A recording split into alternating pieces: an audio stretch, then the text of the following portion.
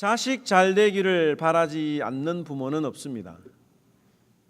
모든 부모가 자기보다 자녀가 더 잘 되기를 바라지요. 그런데 부모보다 잘 되는 경우보다 그렇지 않는 경우들이 더 많이 있는 것 같습니다. 왜 그럴까요? 여러분도 정답을 찾기를 원하십니까? 그렇다면 오늘 이 말씀에 여러분들이 귀를 기울여 보시기 바랍니다. 사도 바울은 우리가 지금 사도행전의 교회를 어떻게 세워나가고 교회가 어떻게 세워지는지에 대해서 지금 시간 순서대로 지금 살펴보고 있는데, 사도 바울이 갈라디아 지역을 복음을 전하고 난 다음에 다시 돌아와서 할례 문제로 어려움을 당하다가 예루살렘 공의회를 통해서 그 문제가 완전히 해결이 되었습니다. 그리고 이 사도 바울과 또 바나바가 복음을 전하러 갈라디아로 가자, 우리가 복음을 전했던 그곳의 사람들이 어떻게 지내는지 한번 돌아보자라고 하는 마음으로 가기로 결정을 했습니다. 그런데 이 의견 충돌이 있었던 거죠.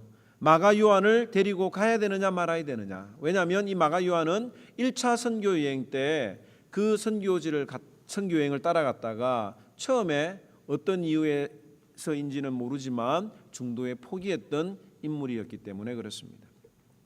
그래서 이 바나바는 자기의 사촌 동생이었던 마가를 데리고 가겠다고 주장을 했고, 사도 바울은 절대 마가와 함께 갈 수 없다고 하므로 의견이 좁혀지지 않아서 두 사람은 따로 찢어져서 각자의 길로 떠나서 복음을 전하게 되었습니다.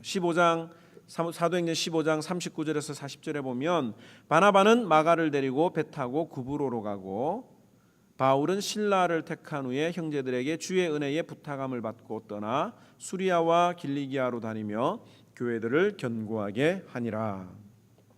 바나바는 마가를 데리고 첫 번째 1차 선교지에서도 그 첫 번째 여정이었던 구브로 섬, 사이프러스 섬으로 갔습니다.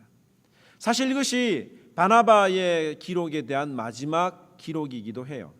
성경에 이 바나바의 이름은 더 이상 나오지 않고 있는데, 그렇다고 해서 이 바나바가 틀렸다거나 또 중요하지 않았다라고 생각을 해서는 안 됩니다. 왜? 이 사도행전의 그 중심은 뭐냐면 복음이 어떻게 전해졌는지에 대해서 중점적으로 설명을 하고 있고, 그 가운데 사도 바울의 역할이 컸을 뿐입니다. 바울은 실라를 데리고 갈라디아 지역을 육로로 다니면서 교회들을 견고하게 했습니다. 그 중에 이 더베와 루스드라에서 누구를 만나냐면 이 디모데를 만나게 되는데, 바로 이 오늘 본문의 내용이 그 디모데를 만나는 내용에 대해서 전체적으로 설명을 하고 있는 내용입니다. 이 디모데는 어떤 사람인가를 보면, 여기 보니까 1절에 어머니는 믿는 유대 여자요 아버지는 헬라인이라고 이야기를 하고 있습니다. 오늘날의 말로 표현을 하면 다문화 가정이라고 표현을 할 수가 있죠. 디모데후서 1장에 보면 디모데의 어머니의 이름은 유니게요, 외할머니의 이름은 로이스라고 밝히고 있습니다. 디모데의 어머니와 그 할머니는 1차 전도 여행 때에 사도 바울의 복음을 받았던 유대인 크리스찬입니다. 반면에 이 디모데의 아버지는 헬라인이었어요. 성경은 디모데의 아버지에 대해서 그가 이방인이라고 하는 것 외에는 더 이상 아무것도 밝혀주지 않고 있습니다. 그래서 이 성경학자들은 디모데의 아버지가 일찍 세상을 떠난 것이 아닌가라고 생각을 하게 되지요. 당시 선민의식에 젖어 있던 유대인들에게는 이 이방인들을 아주 짐승이나 또 지옥의 땔감 정도로 생각을 했던 사상이 풍부했습니다. 이 유대인들이 하나님 앞에 감사기도 제목 3가지가 있는데, 그 중에 하나가 뭐냐면 내가 이방인으로 태어나지 않은 것에 대해서 감사합니다 라고 고백할 정도로 이 이방인들에 대한 어떤 그런 인식이 굉장히 낮았던 것으로 볼 수가 있습니다. 그래서 이 대부분의 유대인들은 이방인과의 결혼을 꺼려했습니다. 그러나 유대 여인이었던 이 유니게가 이방인 헬라인 남자와 결혼을 했다고 하면 그녀에게는 피치 못할 사정이 있었을 것으로 보입니다. 아무튼 이 디모데의 어머니는 유대인이고 아버지는 헬라인이다라고 하는 것을 여러분들 기억하시면 좋겠고요. 또 하나는 뭐냐면 이 소심한 성격을 가졌어요. 디모데전서 4장 12절에 보면 이런 말씀이 있습니다. 누구든지 내 연소함을 업신여기지 못하게 하라고 하는 표현이 있어요. 사도 바울이 디모데에게 편지를 쓰는데 너의 연소함, 나이 적음을 업신여기지 못하게 하라고 하는 표현이 있습니다. 디모데가 젊은 나이에 목회를 시작했습니다.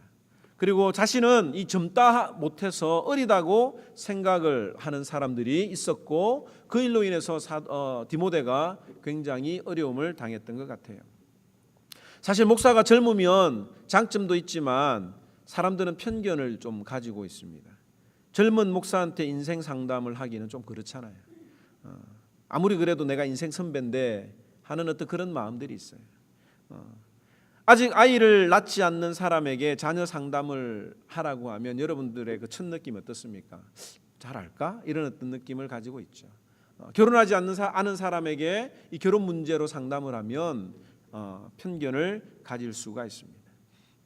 저도 대학을 졸업하자마자 신학교를 갔기 때문에 30대 초반에 목사 안수를 받았습니다. 그래서 목사님 참 젊으시네요라고 하는 이야기를 지금까지 제가 듣고 있는데 디모데의 상황이 충분히 이해가 되기도 합니다.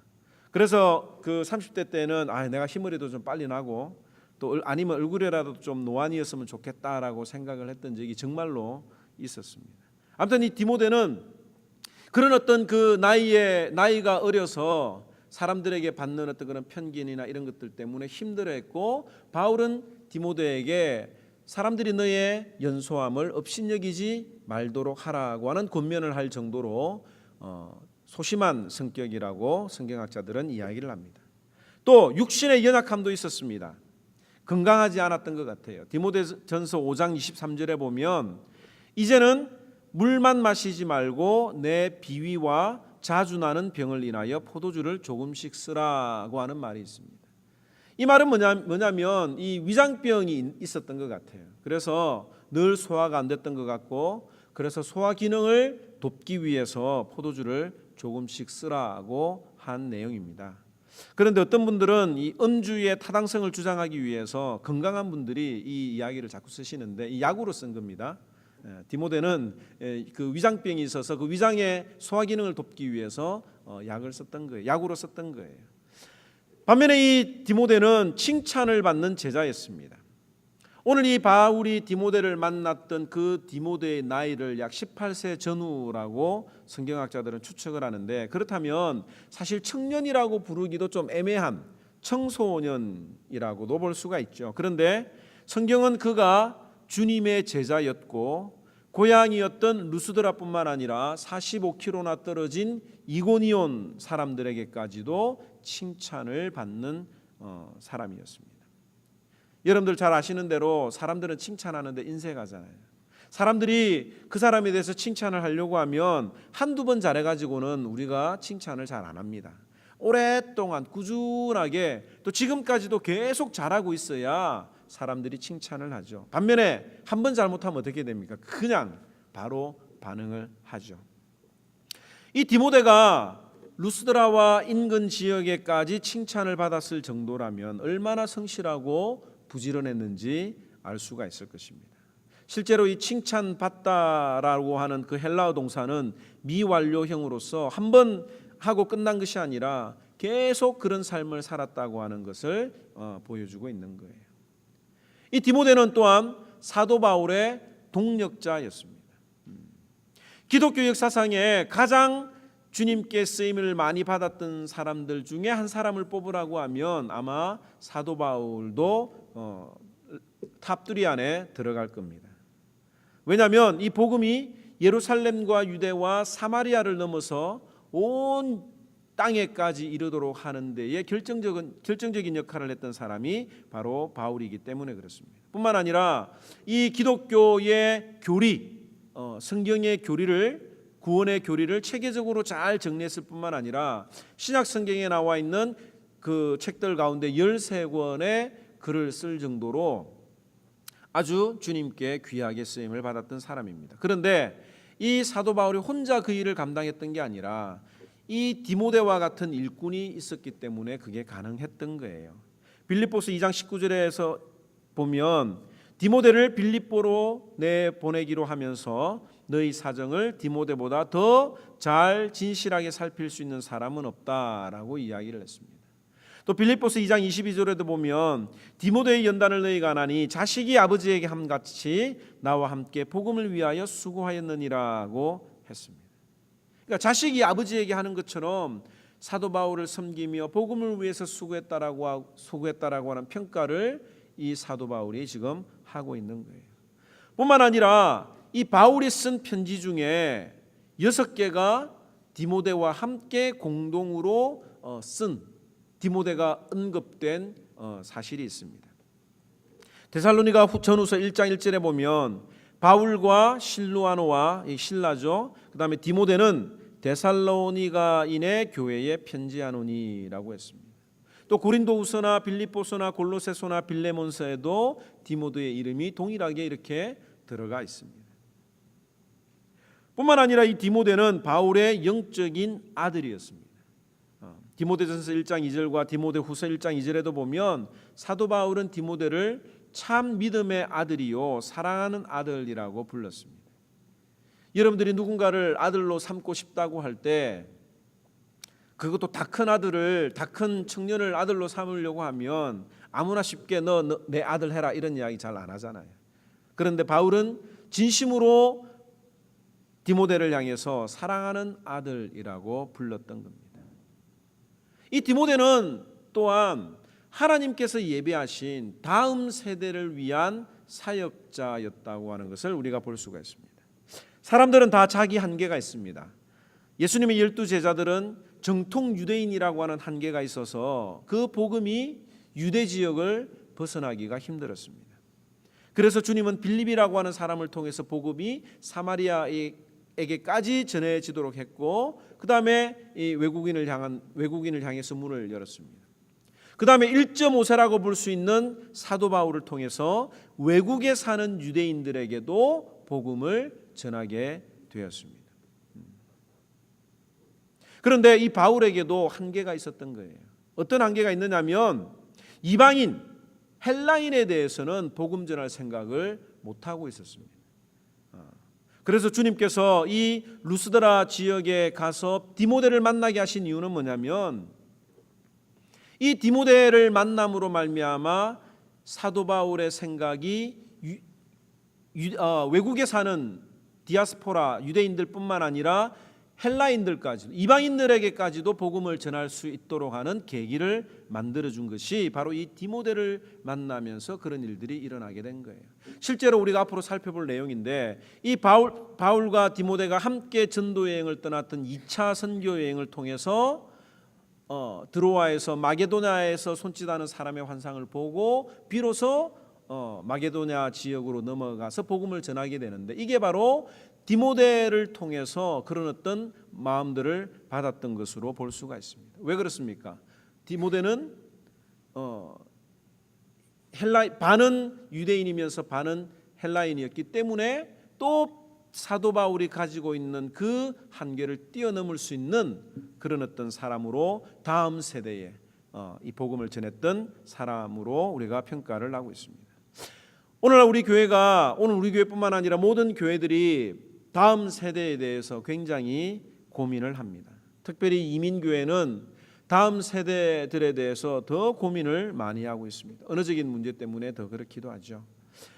그래서 우리는 이런 어떤 디모데와 같은 일꾼들이 꼭 필요한 상황입니다. 한국 교회가 정말 그 복음을 다음 세대에 잘 전달하기 위해서는 이 디모데와 같은 일꾼들이 꼭 필요한 상황인데 우리가 어떻게 이런 디모데와 같은 인물들을 만나고 함께 사역을 할 것인가에 대한 해답을 통해서 우리가 자녀들을 어떻게 키워야 되겠는지에 대한 정답을 어느 정도 받을 수 있을 것입니다. 첫째는 뭐냐면 이 바울의 안목이 필요합니다. 바울의 열정이 필요합니다. 하나님께서 디모데에게 바울을 붙여주셨습니다. 근데 이게 저절로 우연히 이루어진 게 아니에요. 사도 바울에게 복음을 향한 열정이 없었다고 하면 이 디모데를 만날 수가 없었습니다. 왜 그렇습니까? 바울이 이 루스드라 지역에 간 건 뭐냐면 자기의 목숨을 내놓고 간 일이기 때문에 그래요. 여러분들은 어떤 장소에 가서 안 좋은 경험이 있으면 그 장소에 다시 가고 싶은 생각이 듭니까? 안 들잖아요. 편하게 여행 간 곳은 다시 가고 싶지만 고생을 많이 한 곳은 다시는 가고 싶지 않습니다. 오죽하면 이 한국의 남자들은 자기가 군대를 제대한 그곳을 보고는 오줌도 안 눈다고 하는 그런 말이 있어요. 이 루스드라와 더베가 어떤 곳이냐면 바울에게 바로 그런 곳입니다. 1차 전도 여행 때에 이 루스드라 사람에 의해서 돌에 맞아서 밖에 사람들이 죽은 줄 알고 바울을 밖에다 버려둔 적이 있는 곳이 바로 이 루스드라입니다. 사람들에게는 누구나 트라우마라고 하는 게 있어요. 아무리 주님의 명령이라 할지라도 과거에 아픈 경험이 있는 사람이나 과거에 아팠던 경험이 있던 장소에서 복음을 전하라고 하면 위축될 수밖에 없습니다. 실례로 우리가 복음을 전하는데 다른 교회에서 어떤 영향을 끼쳤던 사람이나 나에게 안 좋은 감정이 있는 사람에게 다시 복음을 전하라고 하면 쉽게 그게 복음이 전해지던가요? 안 되거든요. 그런데 바울은 이 루스드라와 더베를 찾아가서 그 하나님의 말씀 앞에 순종을 했기 때문에 이 디모데라고 하는 인물을 발견할 수가 있었던 것입니다. 또 하나는 뭐냐면 이 디모데라고 하는 인물을 바라볼 수 있는 안목이 있었던 거예요. 사실 이 바울이 1.5세이기는 하나 정통 유대인이었거든요. 바울은 어릴 때부터 최고의 학파인 가말리엘 학파에서 유학을 할 정도로 10살이나 8살 이런 나이에 벌써 이 예루살렘에 가서 가말리엘 학파에서 공부를 했을 정도로 굉장히 유대교에 심취했던 인물이었습니다. 그런데 이방인이라고 볼 수 있는 이 디모데를 데리고 선교 여행을 하자고 할 수 있었던 것은 이 색안경을 끼지 않고 바라볼 수 있는 영적인 안목이 있었다고 생각해 볼 수가 있습니다. 뿐만 아니라 오늘 이 3절에 보면 디모데에게 할례를 행합니다. 3절에 보면 바울이 그를 데리고 떠나고자 할새 그 지역에 있는 유대인으로 말미암아 그를 데려다가 할례를 행하니 이는 그 사람들이 그의 아버지는 헬라인인 줄 다 알미러라고 이야기를 하고 있습니다. 우리에게서 좀 헷갈릴 수가 있는 거예요. 우리가 몇 주 동안에 살펴봤던 갈라디아서를 통해서 우리가 사도 바울이 목숨 걸고 이야기했던 게 뭡니까? 할례 받으면 안 된다라고 하는 그런 내용이잖아요. 할례 받는 것이 구원의 조건이 아니다라고 이야기를 했는데 거짓 복음이라고 이야기를 했는데 저주를 받을 것이라고 이야기를 했는데 오늘 이 본문에 보면 디모데에게 할례를 행했다고 이야기를 하고 있습니다. 왜 그랬을까요? 이 할례는 이방인들에게는 아무것도 아니에요. 그러나 디모데의 어머니가 유대인이었기 때문에 이 목회 사회를 중심으로 하는 이 유대인들을 보면 이 디모데도 유대인이라고 볼 수가 있는 겁니다. 그리고 여기 디모데가 할례를 받은 이유를 뭐라고 오늘 이야기를 하고 있습니까? 그 지역에 있는 유대인 때문이라고 이야기를 했습니다. 그렇다면 이 디모데가 할례를 받은 것은 이방인뿐만 아니라 유대인에게 복음을 전하기 위해서 할례를 받은 것이에요. 앞에서 설명을 했듯이 사람들은 자기 한계를 벗어나기가 쉽지 않습니다. 결혼 안 한 사람이 가정 상담을 하는 것이 우습게 보이는 것처럼 할례를 안 받은 유대인들을 상대하는 것은 쉽지 않은 일인 거예요. 예수님도 마찬가지입니다. 예수님이 죄를 씻는 세례를 받으실 이유가 있습니까? 없습니까? 없죠. 그런데 예수님께서는 세례 요한에게 세례를 받으셨습니다. 예수님이 세례 요한에게 세례를 받으신 것은 죄를 씻는 세례가 아니라 의를 완성하기 위해서 순종하신 거예요. 사실 우리 신자들이 술을 마시거나 담배를 핀다고 해서 지옥 가는 게 아니에요. 옛날에 그렇게 목사님들이 가르쳤다고 하면 그건 잘못 가르친 겁니다. 그런데 여러분들이 이 예수 믿는 사람들은 술을 먹거나 담배를 피우면 안 된다라고 하는 그런 인식들이 강하기 때문에 하지 않는 거예요. 저도 사실 뭐 술 마시고 담배 필 수도 있습니다. 근데 제가 술 마시고 담배 핀다 그러면 여기 앉아 있을 사람이 누가 있어요? 아무도 없잖아요. 목사이기 때문에 하지 않는 일이 참 많습니다. 어떤 사람들은 목사고 사모기 때문에 못하는 것이 많아서 참 힘들겠습니다라고 이야기를 하는데 못하는 게 아니라 안 하는 거예요. 안 하는 거예요. 좋은 차를 탈 수 있어도 좋은 집에 살 수 있어도 그것 때문에 성도들이 시험에 들고 복음에 방해가 된다고 하면 하나님을 위해서 복음을 위해서 안 하는 겁니다. 목사이기 때문에 늘 성도들에게 미안한 마음이 들 때가 있습니다. 그래서 몇 년 전까지만 해도 이 가족들이 휴가를 갈 때면 아이들을 다 데리고 갔어요. 그리고 여행을 가면 우리 아이들이 꼭 물어보는 말이 이번에는 누가 따라가냐고 꼭 물어보곤 했습니다. 그런데 이 아이들이 많아지니까 제가 다 데려갈 수가 없는 거예요. 그리고 어디 갔다 오면 말도 제대로 못합니다. 왜? 성도들이 얼마나 땀 흘리고 밤새도록 일하고 휴가를 몇 년째 못 가는 분들이 있기 때문에 미안한 마음이 들어서 제가 어디 갔다 왔다는 이야기를 잘 못하는 거예요. 이번에 제가 가족들과 크루즈 여행을 다녀왔습니다. 보통 크루즈 여행이 4박 5일이기 때문에 사역에 지장이 있어서 엄두를 낼 수가 없었습니다. 보통 이렇게 목요일에 갔다가 주일을 지나서 오거나 또 월요일에 가더라도 토요일 날 오기 때문에 상당히 쉽지 않은 일이었습니다. 또 우리 부부도 여러분들처럼 똑같이 일을 하고 있기 때문에 쉽지 않았고 경제적인 부분도 엄청나기 때문에 생각만 하고 있었을 뿐이었습니다. 그런데 2박 3일 크루즈 여행을 발견을 했고 또 조카까지 포함해서 7명이 가는데 경비가 1,040불밖에 들지 않아서 갔다 오기로 결정을 했습니다. 예. 게다가 그 경비를 세연이가 그동안에 아르바이트한 돈으로 자신이 내겠다고 해서 제가 다녀왔습니다. 시간과 경비를 아끼기 위해서 이 월요일 밤에 8시 반에 출발해서 새벽 6시까지 운전을 해서 날밤을 새서 간 거죠.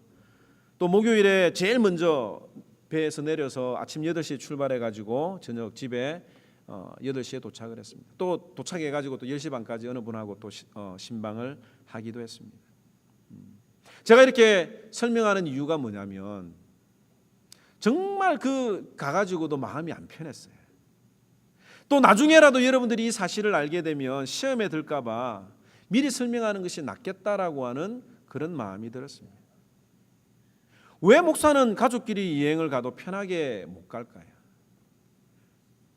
좋은 것 가지거나 좋은 곳을 가거나 맛있는 것을 먹으면 이래도 되나? 라고 하는 생각이 들 때가 많이 있습니다. 죄 짓는 듯한 어떤 그런 느낌을 가질 때가 많이 있어요. 사모가 명품 가방을 들고 다녀도 됩니다. 그러나 그렇게 하면 사람들이 위화감을 느끼기 때문에 안 하는 것뿐이에요. 여러분들도 명품 가방을 자랑하고 싶으면 파티나 장 보러 갈 때 이렇게 눈에 보이게 들고 다니시고 교회 올 때 혹 명품 가방 때문에 다른 사람이 시험 들겠다 싶으면 안 가져오는 것도 유익한 일입니다. 고린도전서 9장 18절에 이런 말씀이 있습니다. 사도 바울이 이렇게 고백을 해요. 그런즉 내 상이 무엇이냐? 내가 복음을 전할 때에 값없이 전하고 복음으로 말미암아 내게 있는 권리를 다 쓰지 아니하는 이것이로다. 내가 모든 사람에게 자유로우나 스스로 모든 사람에게 종이 된 것은 더 많은 사람들을 얻고자 함이라. 유대인에게는 내가 유대인과 같이 된 것은 유대인을 얻고자 함이요 율법 아래 있는 자들에게는 내가 율법 아래 있지 아니하니 율법 아래 있는 자 같이 된 것은 율법 아래 있는 자들을 얻고자 함이라고 고백을 했습니다. 사도 바울이 자신이 받을 상이 뭐라고 이야기를 했습니까? 자기가 다 누릴 수 있다고 했습니다. 그런데 복음을 전하기 위해서 자신의 것을 다 누리지 못하는 그것이 바로 자기가 받을 상이라고 이야기를 했습니다. 또 더 많은 사람을 얻기 위해서 유대인들에게는 유대인의 방법으로, 이방인들에게는 이방인의 방법으로 전했기 때문에 이 디모데에게 할례를 베풀었던 것입니다. 사도 바울은 그 디모데를 딱 보면서 이 디모데는 하나님 나라를 위해서 어떻게 사용될지 그 영적인 안목을 바라보았고 그것을 위해서 할례를 미리 받게 했다고 하는 점이에요. 사도 바울에게는 이런 안목이 있었습니다. 우리 교회가 이런 안목을 가져야 될 것입니다. 이 자라나는 아이들의 미래를 통해서 정말 하나님이 어떻게 쓰실지에 대해서 기대를 가지고 있어야 합니다. 흔들리지 않는 하나님의 자녀들이 멋지게 살아서 하나님 앞에 영광 돌릴 것을 믿음의 눈으로 바라보고 그것을 가르쳐야 합니다. 교회는 자녀들에게 가장 중요한 것이 무엇인지 먼저 가르치는 것이 바로 교회입니다. 그게 뭡니까? 성경이에요. 성경에 모든 해답이 있습니다. 그래서 우리는 부모님들과 자녀들이 매일 똑같이 같은 장을 한 장씩 읽고 있습니다. 어떤 분이 제게 오셔서 하시는 말씀이 요즘 아이들이 매일마다 성경 너무 잘 읽고 있어요. 칭찬해 주세요 라고 하는 그 이야기를 하는데 얼마나 제 마음이 기뻤는지 몰라요. 목사가 목회하면서 하나님이 기뻐하시는 일을 하자고 했을 때 거기에 순종하는 사람을 볼 때 정말 목사의 마음이 기쁘고 보람을 느끼는 겁니다. 좋은 대학 가는 것, 인생에 있어서 성공하는 것은 세상에서 다 배우세요. 그러나 세상에서 아무리 성공을 해도 하나님 앞에서 성공하지 않으면 그것은 아무것도 아니라고 하는 것을 성경을 통해서 배워야 됩니다. 세상보다도 하나님이 더 중요하다라고 하는 것을 가르치는 곳이 바로 교회요 성경입니다. 우리 하모니 교회가 이런 진리의 말씀을 바로 가르칠 수 있는 그런 교회가 될 수 있기를 주님의 이름으로 축원합니다. 그런데 우리가 착각하는 게 있어요. 뭐냐면 좋은 교회만 가면 다 된다고 생각하는 거예요. 좋은 교회만 가면. 그래서 많은 분들이 좋은 교회를 찾아서 다니죠. 우리 교회가 교육이 좋다, 아이들 잘해준다라고 하는 어떤 이야기를 듣고 오신 것은 잘한 일입니다. 그런데 하모니 교회만 오면 되는 게 아니에요. 교회만 간다고 해서 다 되는 게 아닙니다. 교회보다도 더 중요한 것은 무엇이냐? 엄마에게 달려 있어요. 아무리 교회가 잘 가르쳐도 엄마가 다 중간에서 걸러버리면 아이들의 신앙이 자랄 수가 없습니다. 자녀들의 성공은 부모님에게, 특별히 엄마에게 달려 있다고 해도 과언이 아닙니다. 그래서 이 어머니들이 목숨을 걸고 자녀들을 잘 양육하려고 하는 거예요. 그 아이들이 자기의 열매이기 때문에 목숨을 걸고 자녀들을 잘 키워 보려고 합니다. 근데 엄마가 공부를 잘하면 자녀들도 대체적으로 공부를 잘해요. 여러분들 아이들 공부 못한다고 구박하지 마시고 여러분들의 학창시절을 한번 떠올려 보시기 바랍니다. 왜 과거에 여러분들은 생각을 안 하시는지 모르겠어요. 저는 세찬이가 간혹 막 이상한 짓 할 때 보면 회개를 합니다. 내가 옛날에 저랬지 라고 생각을 하는 거예요. 그러면 화를 좀 덜 내게 돼요. 자신은 열심히 안 했으면서 아이들을 잡는 것은 이율배반이죠. 모순입니다. 자녀들은 부모님을 통해서 배웁니다. 엄마들이 뭐 하고 있는지 다 알아요. 엄마가 무엇에 관심이 있는지 압니다. 제가 아이들한테 엄마 뭐 하냐라고 물어보면 아이들이 술술 이야기합니다. 아이 뭐 또 드라마 보고 있겠죠. 뭐 쇼핑 갔겠죠. 뭐 누구랑 술 마시고 있겠죠. 애들은 술술술 다 나와요. 근데 이게 입단속 시킨다고 되는 일이 아닌 거예요. 평상시 자녀들이 여러분들의 엄마가 무엇 하는지 본 그대로 말할 수밖에 없습니다. 오늘 이 디모데가 이 사도 바울을 만나고 장차 이 디모데가 하나님 나라를 위해서 크게 쓰임을 받는데 그렇게 성장할 수 있었던 결정적인 원인이 무엇이냐? 어머니의 믿음의 결단 때문이라고 하는 것을 우리는 깨달아야 합니다. 사실 이 디모데의 어머니 유니게는 약점이 있는 여자였어요. 이방인과 결혼했다는 약점 이외에 남편이 일찍 죽어서 과부로 혼자 아이를 키워야 되는 그런 핸디캡이 있었습니다. 그래서 이 유니게에게 디모데는 아들이자 남편이자 친구이자 자기 인생의 전부였을 것입니다. 정말 그 어머니에게 있어서 한 가지 소원은 뭐냐면 그 디모데가 잘 돼서 엄마가 다른 사람들에게 충분히 인정을 받는 것이 엄마의 유일한 희망이었을 것입니다. 그런데 놀라운 사실은 디모데가 사도 바울을 따라 떠난다고 했을 때 이 엄마가 말리지 않았다고 하는 거예요. 그리고 디모데가 사도 바울을 따라가겠다라고 이야기를 했던 건 그 마음속에 어머니의 믿음이 그 마음속에 있었기 때문입니다. 디모데후서 1장 5절에 보면 이는 디모데의 마음속에 거짓 없는 믿음이 있음을 생각함이라. 이 믿음은 먼저 내 외조모 로이스와 내 어머니 유니게 속에 있더니 내 속에도 있는 줄을 확신하노라.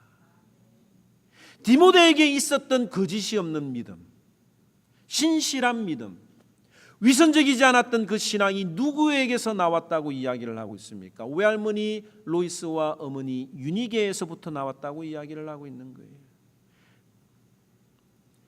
여러분들의 자녀들은 부모를 보고 배웁니다. 특별히 엄마를 보고 배웁니다. 엄마가 새치기하고 거짓말하고 손해보지 않기 위해서 다른 사람들과 싸우고 남을 짓밟으면서 자식에게 너는 착하게 살라라고 말할 수가 없습니다.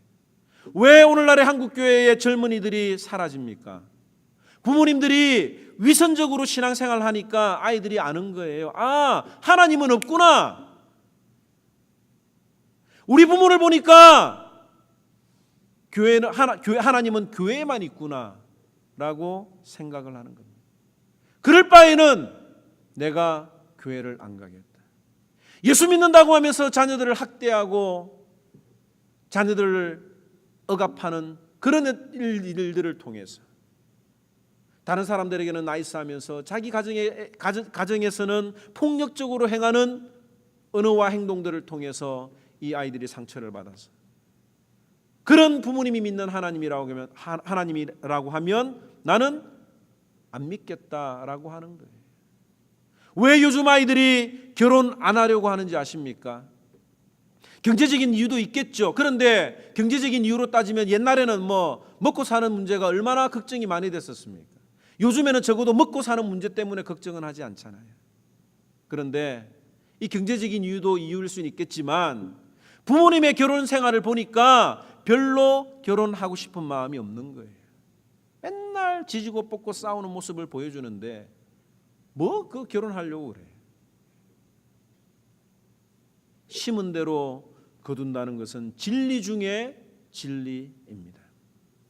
지금 이 시간 여러분들의 어머니에 대한 기억을 한번 떠올려 보시기 바랍니다.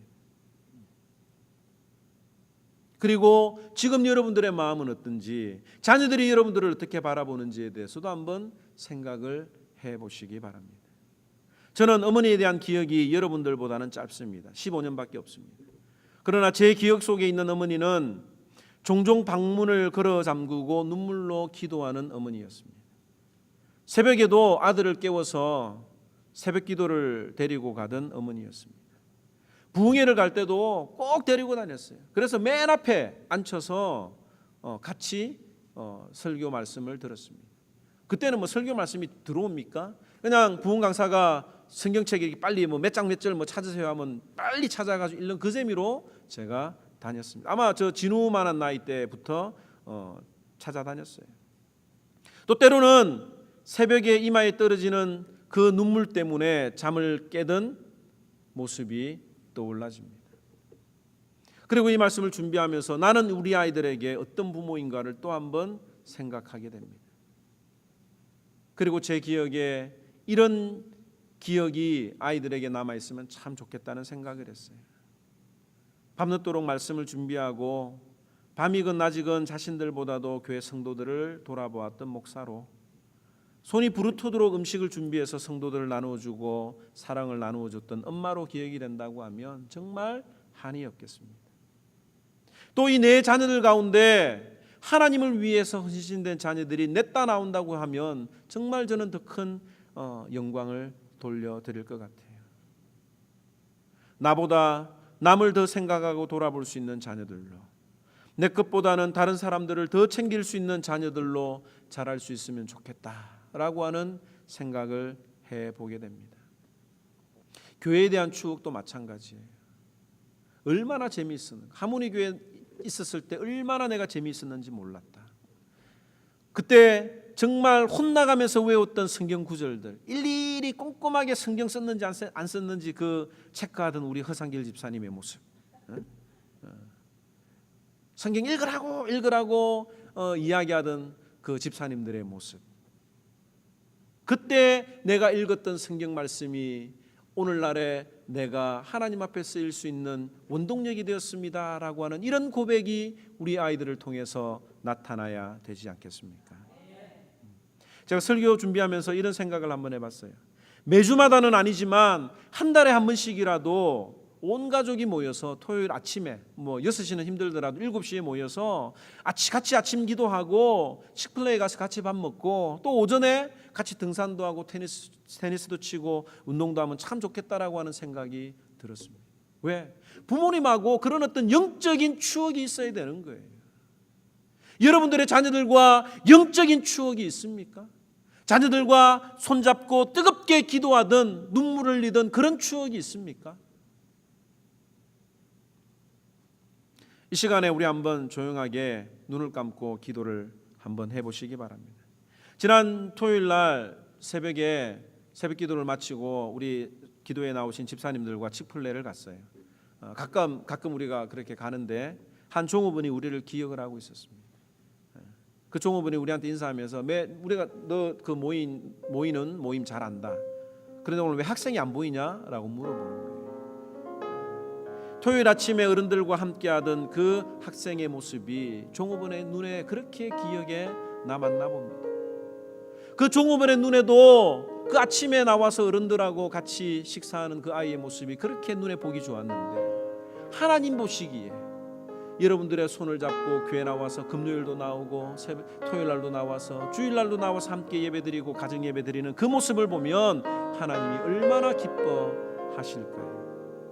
우리 시간에 이 찬양 한번 부르면서 나는 아이들에게 무엇을 물려주기 원하는가, 또 내가 기도하는 것이 무엇인가, 과연 내 아이들이 하나님이 원하시는 자녀, 디모데가 사도 바울을 따라서 떠나가겠다고 한 것처럼 내 아이들이 주님을 위해서 살아가겠다고 하면 나는 기뻐할 것인가, 아니면 세상적으로 성공하지 못해서 슬퍼할 것인가. 오늘 이 말씀을 통해서 다시 한 번 더 생각하고 그 어머니의 무릎 위에 앉아서 들려지던 그 기도의 목소리, 찬양의 목소리, 말씀 읽는 목소리가 아이들에게 전해지기 위해서 더 많이 성경 읽고 더 많이 무릎 꿇고 더 많이 기도하는 저와 여러분들이 되기를 주님의 이름으로 축원합니다. 나의 사랑하는 제 그대 여겼으나 어머니의 무릎 위에 앉아서 재미있게는 엄마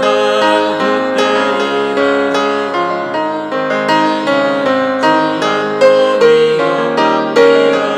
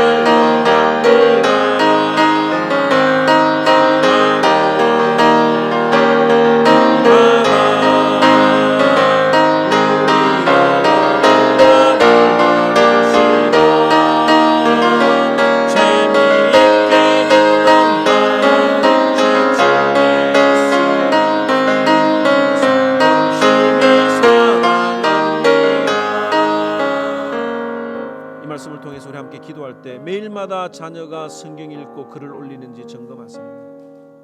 그 점검하기 위해서라도 내가 먼저 성경을 읽어야 됩니다. 하나님, 이 시간 하나님, 내 아들이 하모니 교회에 있는 모든 자녀들이 디모데와 같이 다음 세대를 책임지는 멋진 아들이 되게 하시고, 그 아이들을 위해서 내가 먼저 멋진 선생이 되어서 이 아이들에게 바로 설 수 있는 부모가 될 수 있도록 해달라고 함께 한번 합심해서 기도하도록 하겠습니다. 다 같이 기도하겠습니다. 참 좋으신 하나님, 은혜와